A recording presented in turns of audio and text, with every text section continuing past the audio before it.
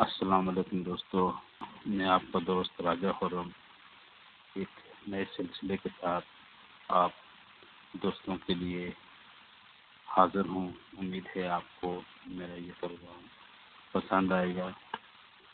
31 جولائی 1980 کو محمد رفیع صاحب کی موت کے بعد بالی ووڈ فلم انڈسٹری میں گلوکاری کے میدان میں ایک ایسا حالات پیدا ہو گیا جسے پر کرنے کے لیے کئی گلوکاروں کو اپنی قسمت آزمائی کا موقع ملا اور وہ ان کے لیے کلچر کا دور تھا۔ کئی گلوکار اپنی قسمت آزمائی کے لیے سامنے آئے،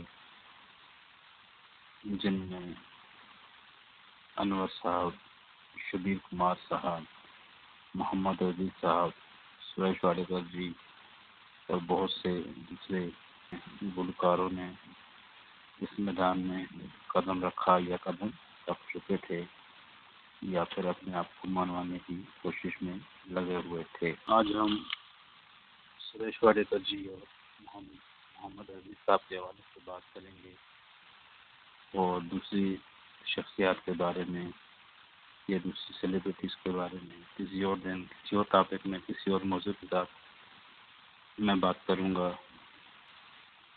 80 کی دہائی میں تقریباً 1335 فلمیں بنی۔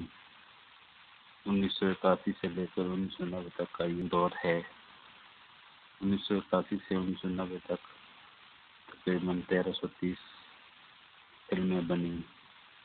1981 میں تقریباً 100 کے قریب، 1982 میں 130 کے قریب، 1983 میں 120 کے قریب، 1984 میں 150 کے قریب، 1985 میں 160 کے قریب، 1986 میں 150 کے قریب، 1987 120، 1988 135، 1989 130، 1990 تقریباً 100 فلمیں اس دوران بنی۔ یہ تقریباً 1330 سے 1350 کے درمیان بنتی ہیں۔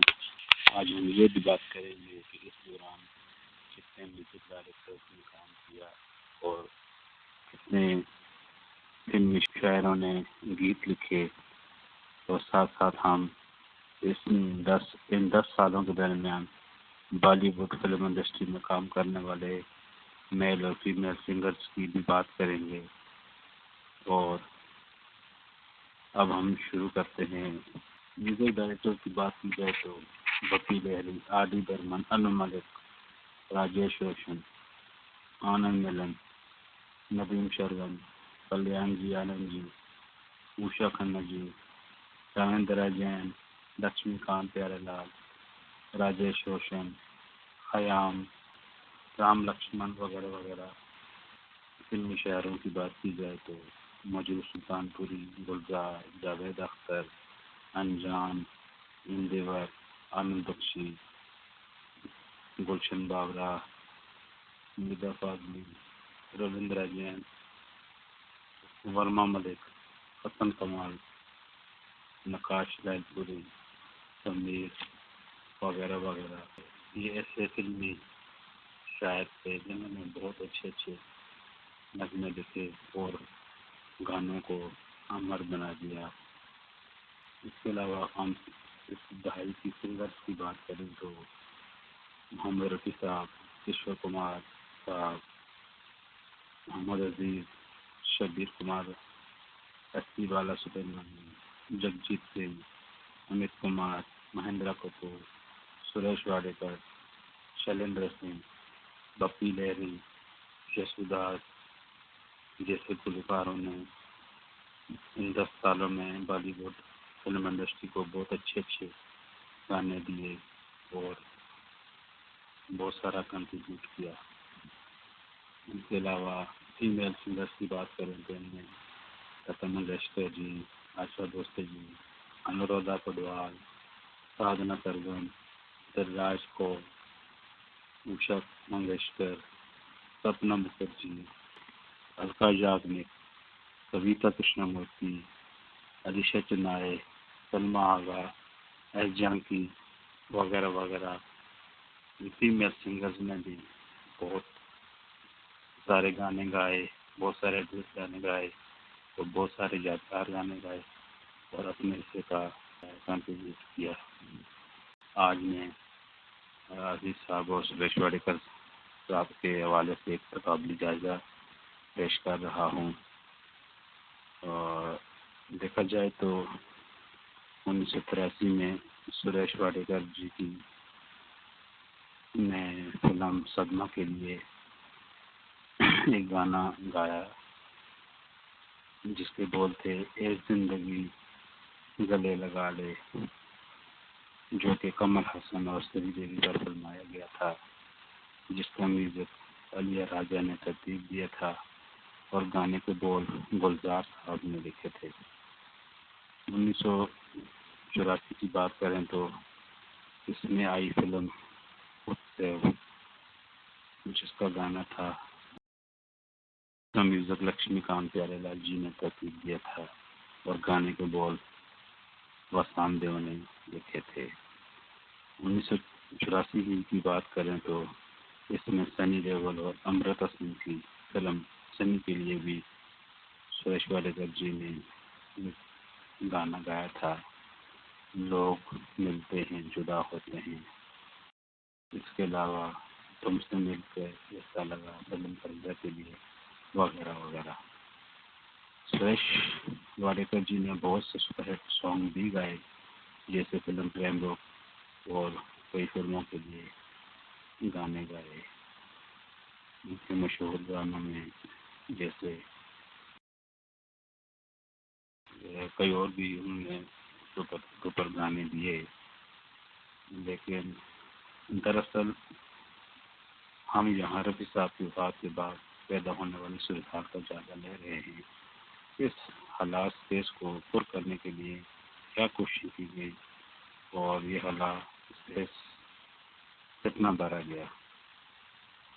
بدقسمتی سے سریش واڈیکر جی کی آواز کو ہندی فلموں کے لیے کافی نہیں سمجھا جاتا تھا۔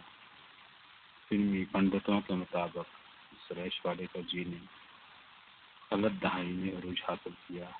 اس وقت کے زیادہ تر فلم ساز اور میوزک ڈائریکٹر محمد عزیز صاحب کو ترجیح دینے لگے تھے، کیونکہ وہ ایک منجھے ہوئے گلوکار کے طور پر خود کو پیش کر چکے تھے اور اب تک محمد عزیز صاحب اس دہائی کے تیسرے بڑے گلوکار بن چکے تھے۔ محمد عزیز صاحب مینا عزیز کا جنم 2 جولائی 1954 کو ہوا تھا۔ وہ کلکتہ، انڈیا، اقبال پور حیدرپور میں پیدا ہوئے۔ آپ کا اصل نام محمد عزیز النبی تھا۔ آپ 2 بھائیوں میں بڑے تھے اور آپ سمیت آپ کے 3 بھائی تھے۔ آپ بڑے بھائی تھے اور آپ سے 2 چھوٹے بھائی اور بھی۔ آپ کو بچپن ہی سے گانے کا شوق تھا۔ بقول انیس النبی صاحب، جو محمد عزیز صاحب کے چھوٹے بھائی ہیں، محمد عزیز صاحب کو بچپن ہی سے گانے کا شوق تھا۔ وہ بچپن میں نعتیہ کلام پڑھا کرتے تھے اور خوب داد میدا کرتے تھے۔ پھر باقاعدہ استاد سے تربیت لی اور کولکتہ کے غالب ہوٹل میں گایا کرتے تھے۔ 1980 کے قریب ممبئی کا رخ کیا اور یہاں قسمت آزمائی کا فیصلہ کیا۔ محمد عزیز صاحب نے 1984 میں اپنا ڈیبیو کیا۔ محمد عزیز صاحب بہت ہی خوش قسمت انسان تھے، کیونکہ جلد ہی 1985 میں امیتابھ بچن کی فلم مرد کے لیے ان کو گانے کا موقع ملا اور انومل جی نے ان سے فلم مرد کا بریک تھرو گانا ان سے گوایا۔ محمد عزیز صاحب ایک مخصوص کن اور جادوئی آواز کے مالک تھے۔ آپ نے کئی زبانوں میں 10,000 سے زیادہ گانے گائے۔ آپ نے حمد، نعت، منقبت، نوحہ، قوالی، بھجن گانے اور تقریباً سب کچھ گایا اور ہر موقع کی مناسبت سے گایا۔ محمد رفیع صاحب کے اکثر گانے ایسا لگتا ہے جیسے سننے والے اپنی کہانی بیان کر رہے ہوں۔ 1987 سے 1989 تک لگاتار 3 سال تک ہندی فلموں کے سب سے نمایاں گلوکار رہے اور وہ کامیابی سے اپنی منزلیں طے کرتے رہے۔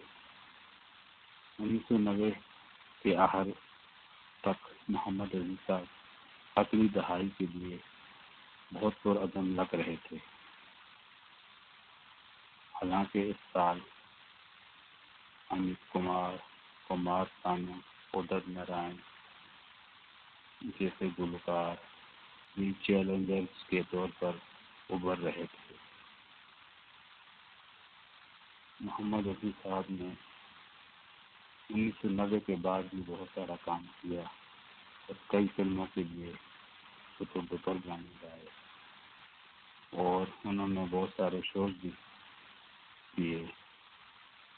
محمد رفیع صاحب سے بہت لگاؤ رکھتے تھے اور رفیع صاحب کی بہت عزت کرتے تھے اور انہیں اپنا روحانی استاد مانتے تھے اور تقریباً ہر انٹرویو اور شو میں رفیع صاحب کو ضرور یاد کرتے تھے۔ رفیع صاحب نے رفیع صاحب کے لیے ایک ٹریبیوٹ سانگ گایا جو کہ فلم فروغ سے امیتابھ بچن پر فرمایا گیا، جس کے بول تھے نہ فنکار تجھ سا تیرے بعد آیا، محمد رفیع تو بہت یاد آیا۔ اس کے علاوہ وہ رفیع صاحب کے اکثر گانے گا کر انہیں انٹرویو دیتے رہتے تھے۔ حالانکہ وہ خود ایک مشہور شخصیت تھے، اس کے باوجود وہ رفیع صاحب کو اپنے اوپر ترجیح دیتے تھے۔ ممبئی میں دل کا دورہ پڑنے سے انہوں نے وفات پائی اور آپ کی وصیت کے مطابق آپ کو رفیع صاحب کے پہلو میں دفن کیا گیا۔ یہ رفیع صاحب کی محبت ہی تھی جو انہیں اپنے پاس لے آئی، جس کا ذکر وہ اپنی پوری زندگی میں کرتے رہتے تھے۔ اللہ پاک محمد رفیع صاحب کی مغفرت فرمائے اور ان کی بخشش فرمائے۔ اچھا، اب آپ کا دوست راجہ خرم آپ سے اجازت چاہتا ہے۔ آئندہ کسی نئے سبجیکٹ کے ساتھ حاضر ہوں گا، تب تک کے لیے اجازت دیجیے۔ اللہ حافظ۔